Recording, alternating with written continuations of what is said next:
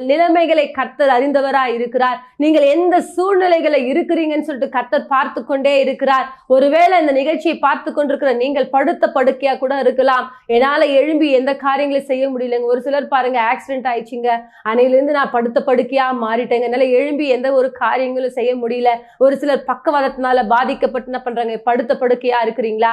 தேவன் உங்களுக்கு தான் இந்த வார்த்தைகளை பேசிக் கொண்டிருக்கிறார். அன்றைக்கு 38 வருஷமாய் ஒரு மனுஷன் நம்பிக்கையை கொஞ்சம் கூட தளரவே விடல.